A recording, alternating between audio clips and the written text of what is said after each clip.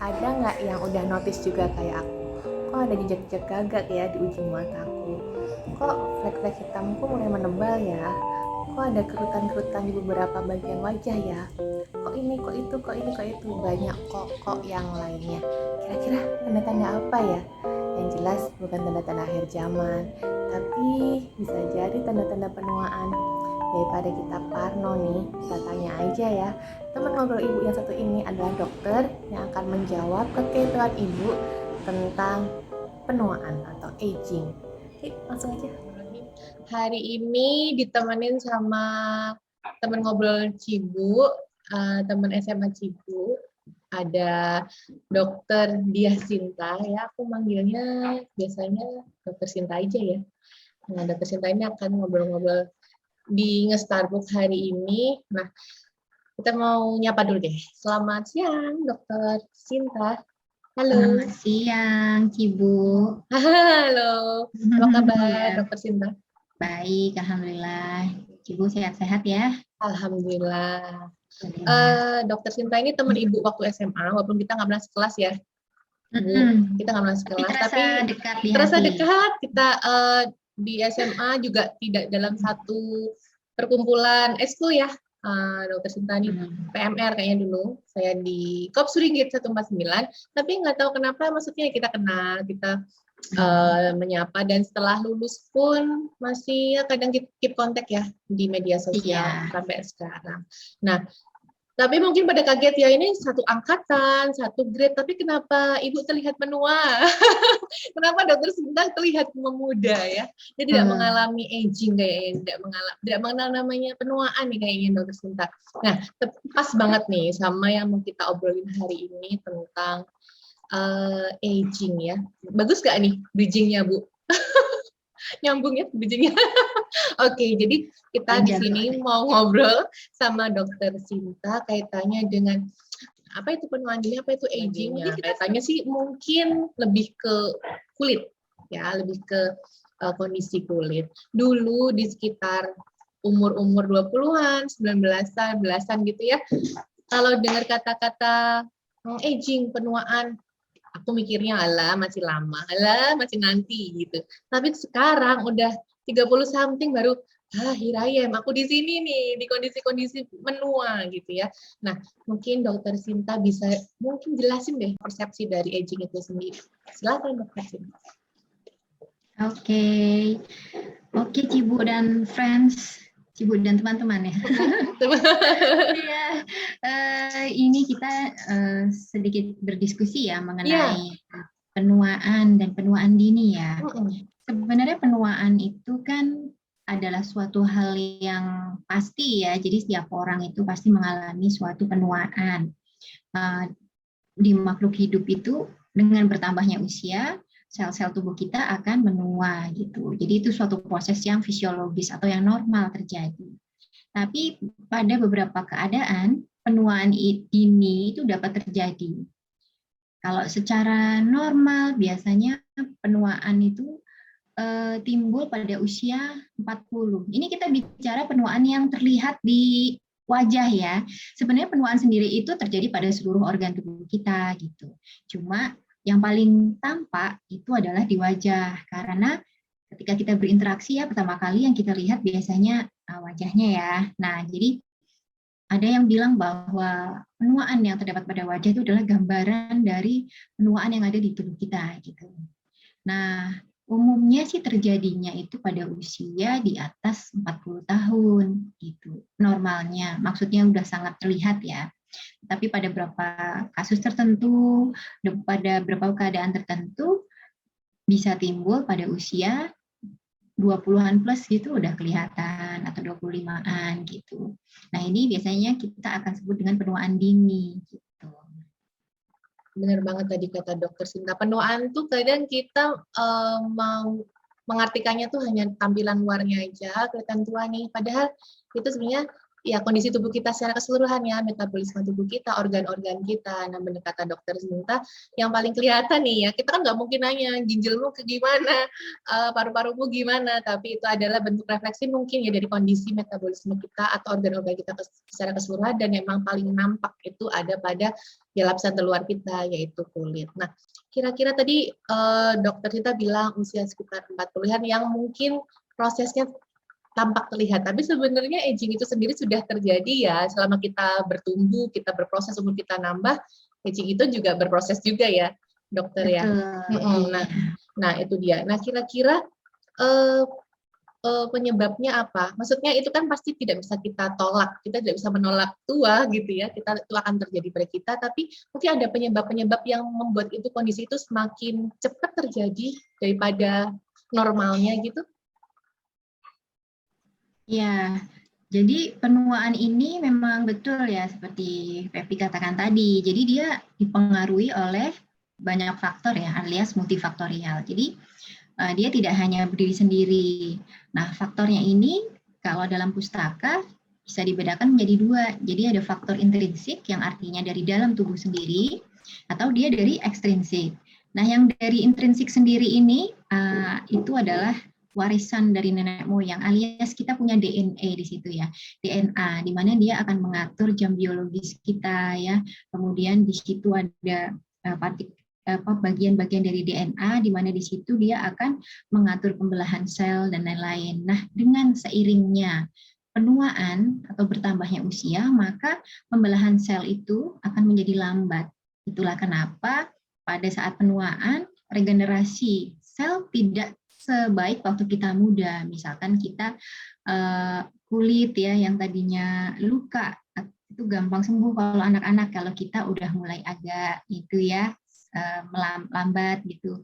Dan juga epitel kita. Jadi itulah kenapa pada penuaan akan terjadi perubahan pada susunan kulitnya, baik epidermis, dermis maupun bagian lain seperti itu.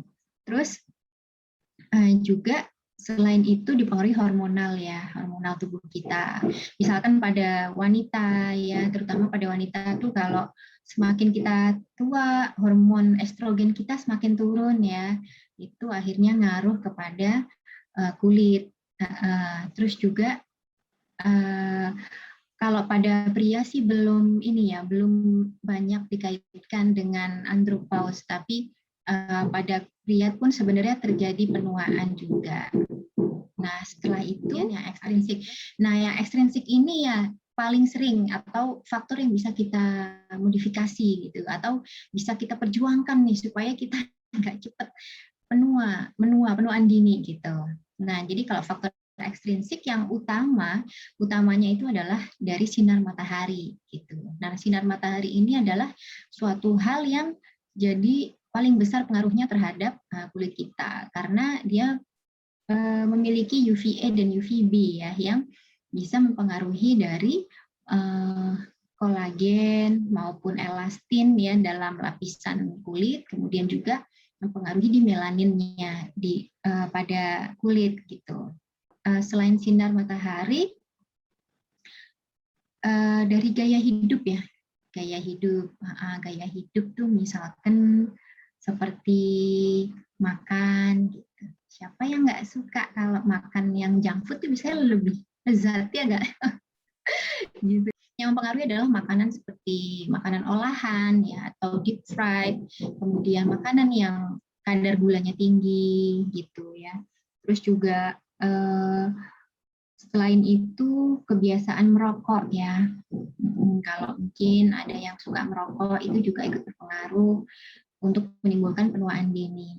Kemudian juga cara tidur ya, cara tidur kadang kita nggak sadar, kita kebanyakan tidur pada satu sisi tertentu. Nah, sehingga biasanya pada sisi yang tertekan itulah kita lebih banyak mengalami gangguan atau terdapat kerutan gitu.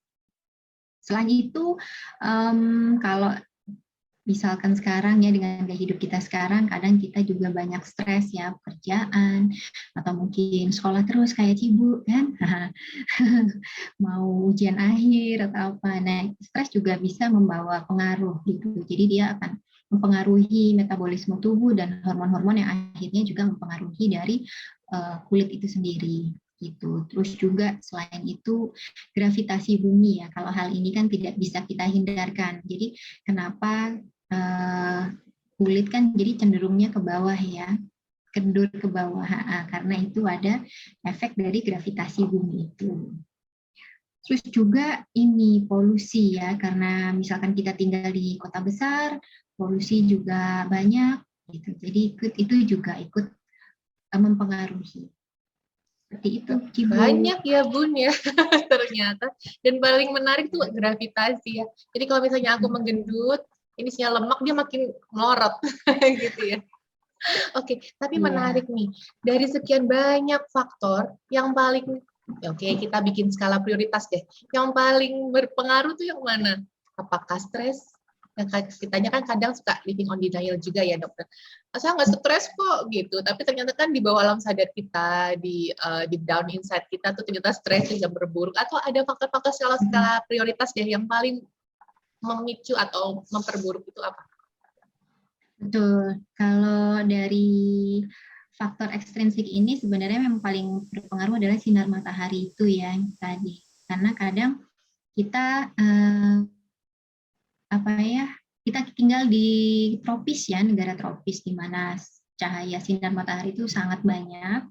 Ditambah mungkin juga saat ini lapisan ozon yang mungkin tidak sebaik dulu, sehingga sinar UV yang masuk ke tubuh mungkin akan lebih besar ya, gitu. Nah, yang diterima kulit pun jadinya lebih banyak. Nah, sinar matahari inilah yang sebenarnya ikut menyumbang paling besar ya.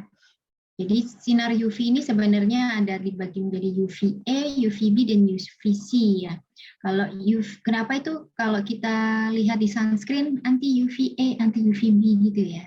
Nah, karena memang tujuannya dibikin sunscreen adalah untuk menangkal gitu, menangkal si sinar matahari supaya tidak menembus, atau kalau dia sampai ke kulit dia akan membuat radikal bebas. Nah, radikal bebasnya itulah yang akan nanti bisa membuat flek, kemudian juga kerutan ya, terutama pada aging.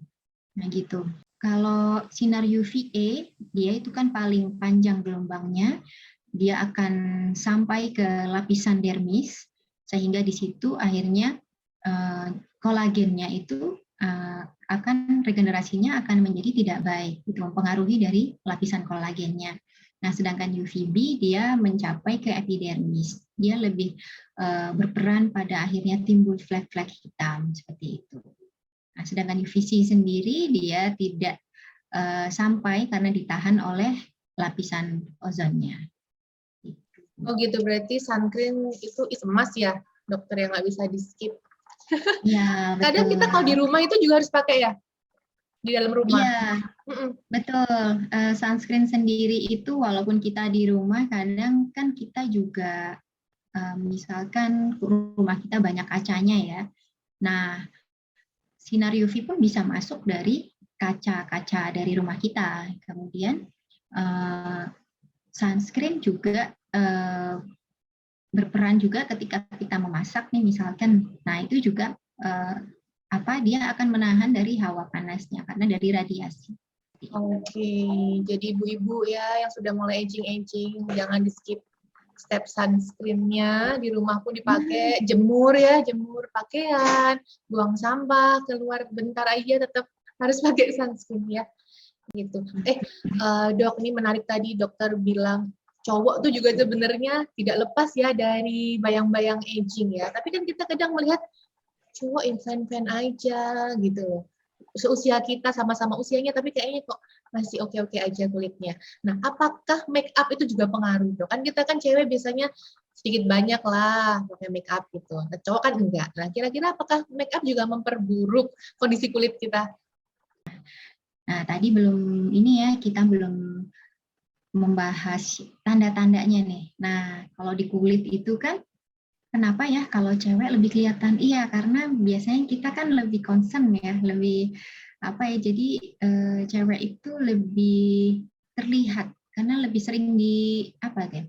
Lebih sering dipandang mungkin. Jadi ada apa sedikit dia tahu gitu pada tubuhnya. Jadi biasanya tanda-tanda yang terlihat itu meliputi ada garis-garis halus atau kerut wajah, ya biasanya di sekitar mata, ya di samping mata, kemudian sekitar mata, kemudian bisa juga di area dahi, mau garis horizontal atau di garis tengah.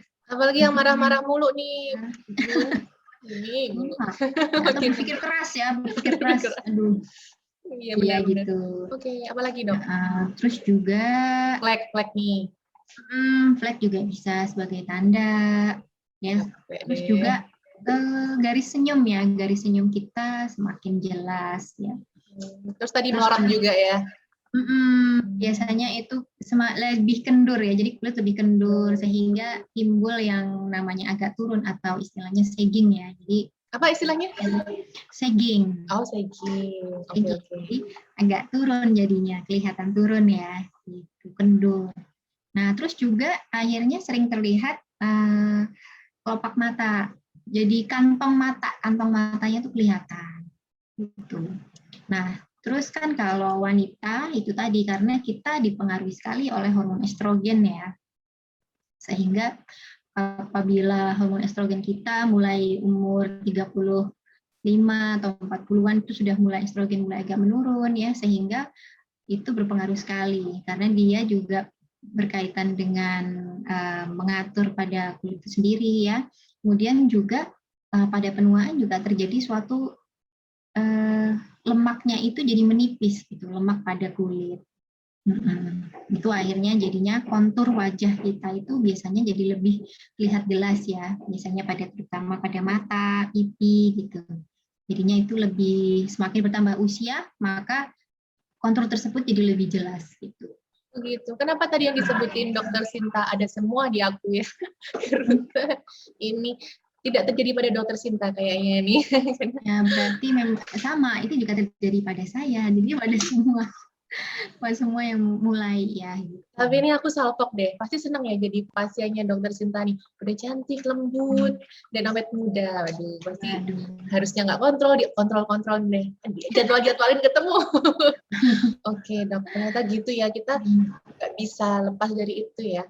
Untuk make up sendiri sebenarnya nggak masalah ya selama ketika setelah penggunaan make up kita membersihkan kembali gitu ya. Jadi ada suatu rangkaian rutin ya, rutinitas maksudnya yang harus kita jaga dari kulit karena tadi kan kulitnya habis di aneka rupa ya. Nah, setelah itu sebaiknya ya kita bersihkan gitu. Terus kalau kita ingin supaya kulit kita terhindar dari penuaan dini, artinya tidak cepat kerut dan teman-temannya, maka kita sebaiknya sih rajin. Terutama yang tadi pertama adalah sunscreen ya. Sunscreen adalah satu hal wajib yang tidak bisa ditawar karena sunscreen ini adalah suatu perlindungan kunci utama untuk artinya menghindari dari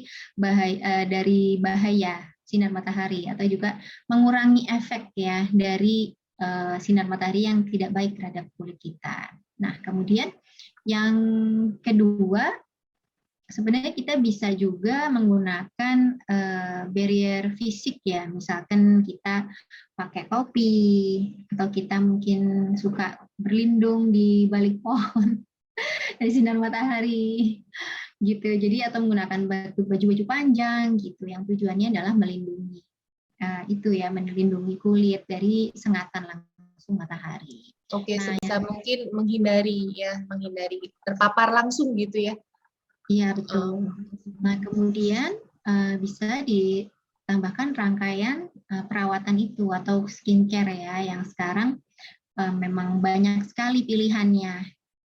semua itu baik, silahkan dipilih selama itu sudah menggunakan BPOM ya, artinya itu sudah lolos dari peraturan pemerintah yang mengenai kriteria skincare yang baik. Nah, tinggal kita memilih saja yang sesuai dengan jenis kulit kita, kemudian keadaan kulit kita ya, gitu, kebutuhan kulit. Nah, jadi kalau misalkan tadi dikatakan setelah make up, ya berarti kita harus membersihkannya. Kemudian setelah dibersihkan, maka kita lanjutkan tahapnya, dikembalikan lagi cairan, artinya rehidrasi ya. Jadi kulitnya itu setelah dibersihkan maka harus dibantu kembali untuk dipertahankan dari kandungan airnya, kemudian kelembapannya. Nah, setelah itu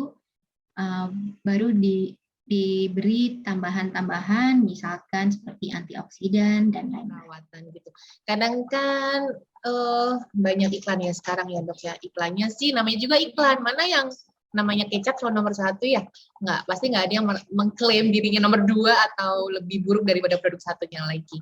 Nah, kira-kira untuk mengenal kondisi kulit kita, kondisi tubuh kita, agar cocok dengan rangkaian seperti apa sih, itu perlu ke dokter dulu nggak?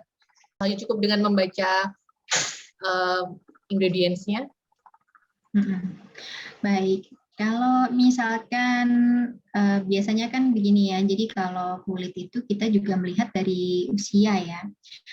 Biasanya ada usia teenager ya atau remaja, di mana keadaan kulitnya juga berbeda ya, dengan kemudian kulit-kulit yang menginjak usia 30 ke atas, kemudian atau 40, bahkan 50 ya.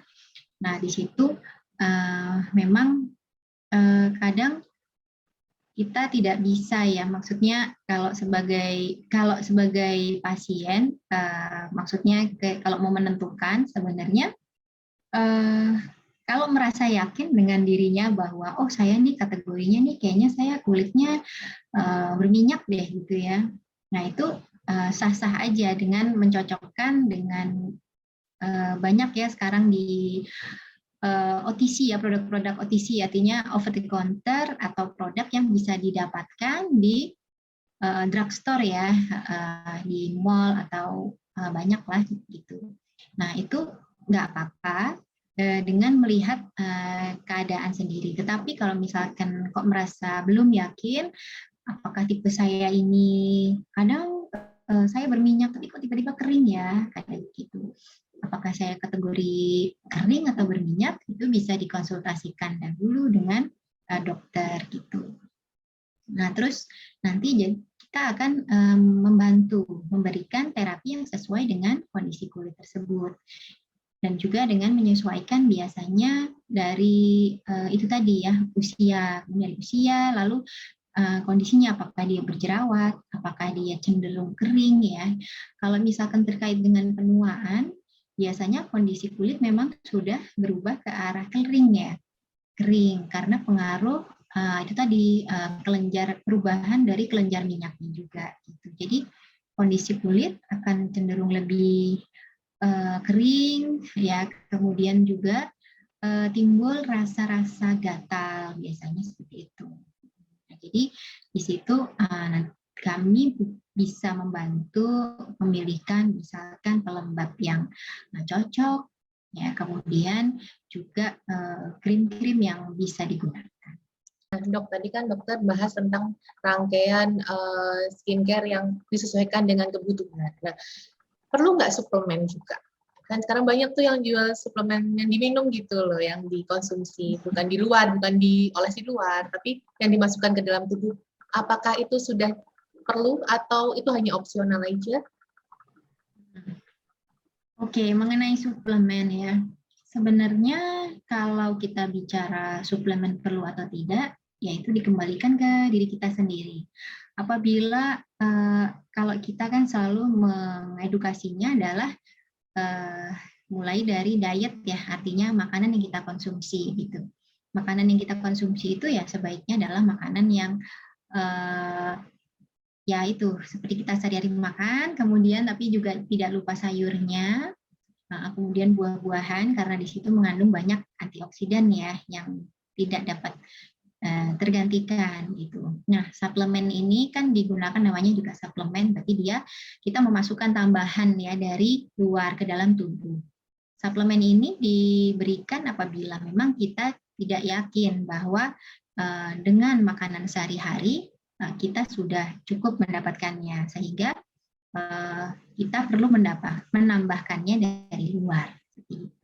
Dan apabila misalkan sedang kondisi-kondisi tertentu, misalkan kita sedang sakit gitu ya, di mana kita kan butuh dukungan nutrisi dari dalam. Nah, dalam kondisi seperti itu sih nutrisi bisa diberikan dari luar suplemen tersebut. Oke, jadi ingat ya, bukan berarti suplemen itu segalanya ya dok ya. Yang penting adalah asupan kita sehari-hari aja dibuat seideal mungkin. Ya, suplemen itu sifatnya membantu, bukan yang utama. Jadi makanan kita sudah dijaga. Kalau yang masih junk food sudah cukup lah. Berpuluh-puluh tahun yang lalu kita makan junk food, rasanya gitu-gitu aja ya, nggak ada berubahnya. Kita kembalikan kita kepada pola makan yang sehat. Kaitannya nggak cuma buat kulit soalnya ya dok ya, organ-organ kita yang lain kan juga sudah mengalami penurunan kondisi. Dimanapun kita preventif dari sekarang. Ya, air putih itu juga bagus ya dok. Iya betul. Itu juga sangat utama ya. Sangat utama. Air putih.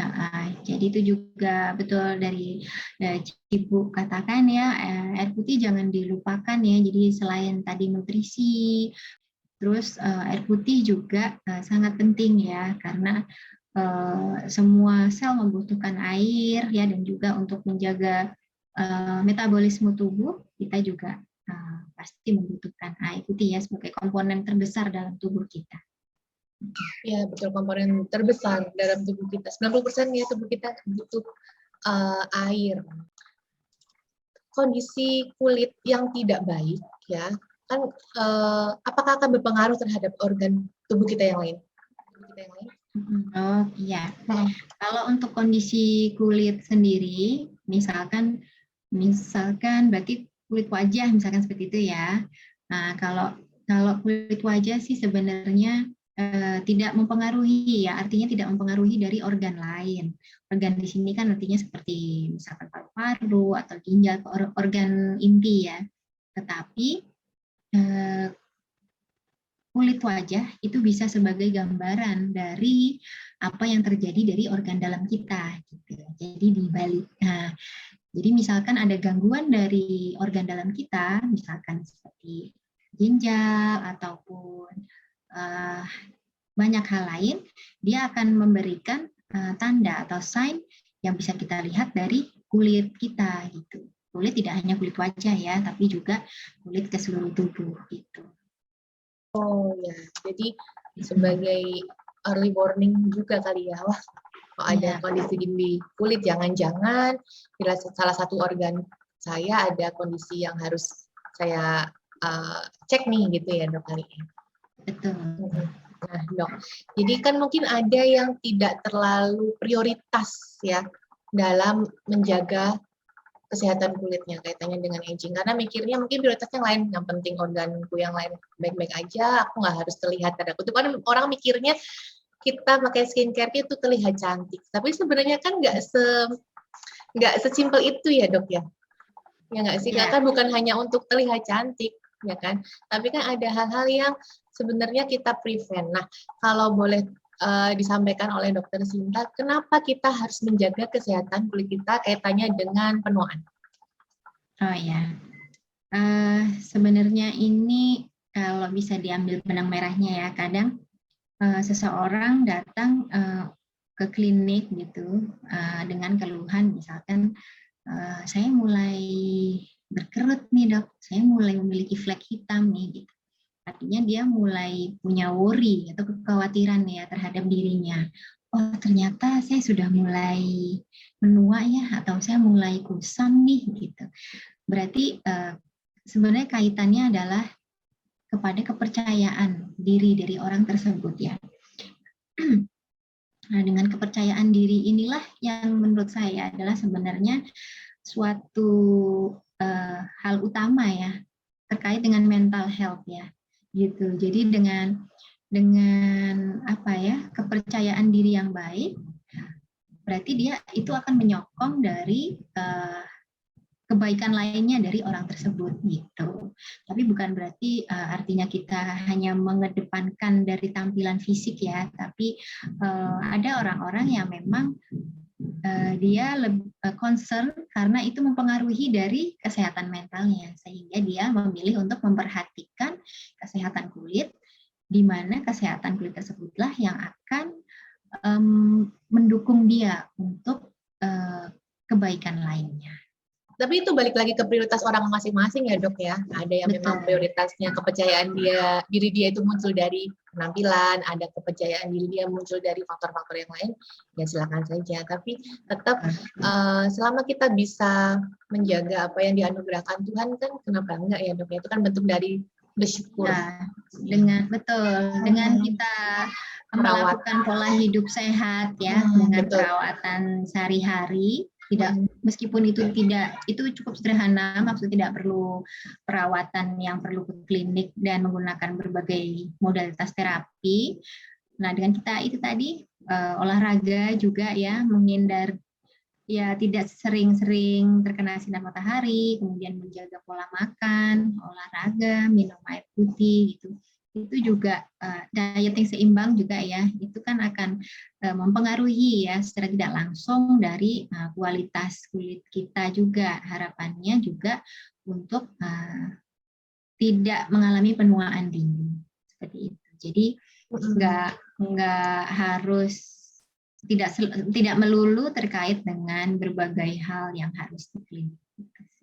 Jadi merawat tubuh kita, kalau hari ini kita kaitannya dengan kulit, nggak selalu dengan treatment yang bagaimana ya dok. Itu bisa, tapi itu kan pilihan. Jadi selama kita bisa atur sendiri, pola makan lah, diawali dari pola makan, pola hidup tadi ya dokter bilang, menghindari alkohol, kemudian menghindari merokok, menghindari paparan sinar matahari, kemudian berolahraga. Itu sebenarnya selain untuk kulit juga untuk organ yang lain ya dok sebenarnya ya. Iya, mengurangi stres juga. Mengurangi stres juga. Jadi itu sebenarnya kita bisa kerjakan sendiri kok, nggak harus yang dibantu dengan alat atau treatment. Itu adalah perawatan advance-nya ya dok ya. Iya, betul. Itu akan kita bahas nanti di pertemuan selanjutnya aja ya dok ya, perawatan advance. Ya ampun dokter Sinta, rasanya tuh pasti pengen ngobrol panjang banget, tapi ya kita durasi ya, terkait durasi. Nanti kita bisa sambung dalam kesempatan. Sekali lagi terima kasih banyak dokter Sinta, waktunya, juga ilmunya, juga insight-nya. Mudah-mudahan ini bisa bermanfaat untuk yang nonton, juga khususnya buat aku nih, aku sendiri jadi banyak hal yang bisa aku pelajari dari apa itu aging gitu ya. Kadang-kadang suka denial juga, enggak lah, belum tua, tapi ternyata kulit gak bisa bohong ya kan dok, kulit gak bisa bohong.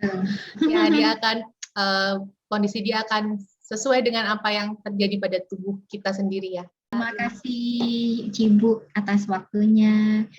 Mungkin lain waktu kita akan membahas yang lain lagi ya. Iya, insya Allah, amin. Kita cari jadwal ya. Terima kasih banyak. Salam untuk Mas Sony, salam untuk anak-anak. Iya, selamat beraktivitas. Buat anak-anak. Iya, terima kasih. Assalamualaikum warahmatullahi wabarakatuh. Waalaikumsalam warahmatullahi wabarakatuh. Terima kasih sudah menyimak video ini. Mudah-mudahan bermanfaat ya. Sampai ketemu di video selanjutnya. Dan siapa tahu kamu teman ngobrol ibu selanjutnya. See you.